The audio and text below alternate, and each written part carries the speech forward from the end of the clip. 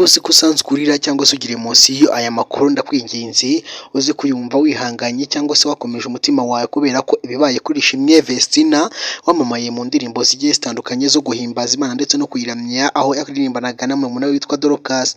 Ni amakuru y'agahinda yongeye kumvikana kuri uno mwana w'umukobwa witeguraga gukora ubukwe, ubwo ndavuga kujya imbere y'Imana ndetse akarahira ko agiye kubana n'umugabo we, ndetse yava mu rusengero aho yari agiye kurahira n'umugabo we, ubundi agahita yerekera inzira yo kujya kuba umugore, akarongorwa, agatwita, akabyara, akibaruka, nawe akaba mama. Gusa amakuru yongeye kumvikana kuri uno munsi tariki 23 z'ukwezi kwa mbere 2025, ni amakuru y'agahinda ndetse yashenguye imitima ya benshi, akanabatera ipfunwe ndetse n'agahinda. Ibibaye kuri uno mukobwa Vestina ntabwo nabura kuvuga ko ari amakuru y'incamugongo yumvikanye aka kanya.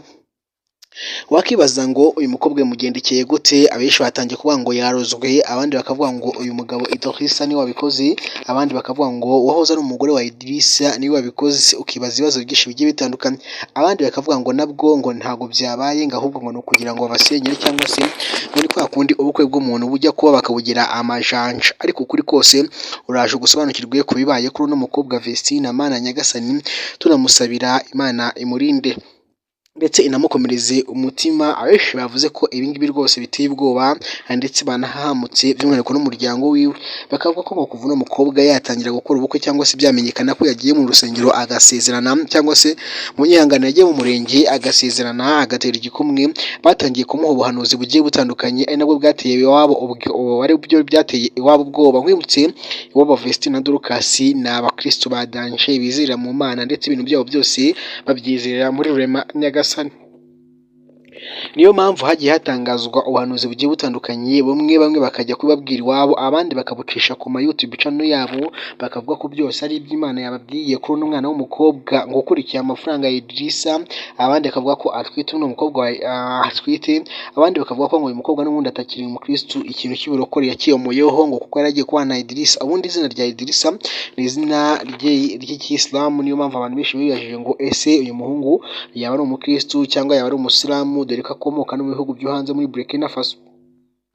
Icara ushinga agatebe nguha amakuru yizewe ubashe kumwumva neza ku by'ubukwe bwa Ishimwe Vestina bugiye gutegurwa cyangwa se barimo barategurwa kuba muri no misi.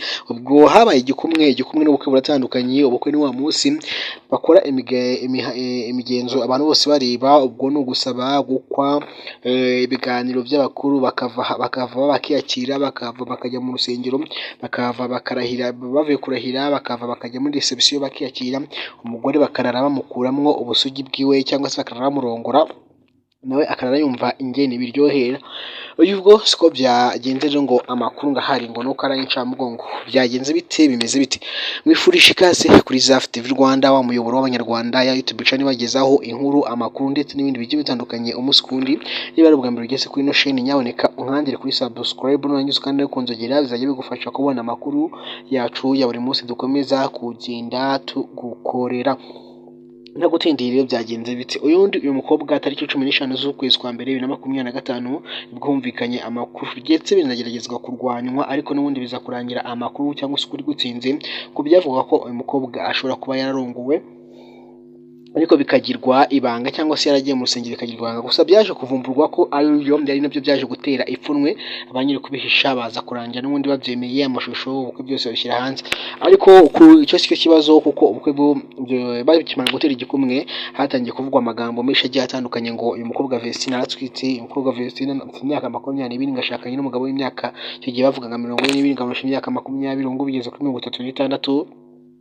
Abandi ati nibwo yarakirangiza kwiga mu wa gatandatu, none yahise ashakwa umugore. Koko ati bimeze gute? Ugusukuri guhari, uyu mukobwa n'uyu musore Idrissa barakundanye, sinago nje kukubwira utururafu yabo, gusa igihari nuko bakundanye. Mu makuru nkuru mu nda y'isi bavuga ko ngo Idrissa atigeze ahuzwa na Murindahabi dore ko bamwe bavuze ko Idrissa na Murindahabi Irene wahoze ari management cyangwa se akaba ari nawe manager wa Festina Dorcas ngo bahoze ari inshuti ngo ku buryo ngo ari bamutanzemwo apasi, gusa abandi akavuga ngo ibyo ngibyo not truth, ntago ari ukuri nuko ngo aba bana bakundanye, harimo ababifurije urugo ruhire, harimo n'abataragize babyumva neza, harimo abagiye bavuga amagambo agiye atandukanye, harimo umva benshi bavuze ibyo bashaka. Gusa uyu mugabo ari kwita umushosho wa faranga n'umushosho wa faranga, ariko ibyo ko afite undi mugore icyo ndakiguhakaniye, ntago ari ukuri, ahubwo ni babandi nyine nakubwiye baba bashaka kwicururiza bakihimbira inkuru bakirangiza akaza bakayishyira hanze.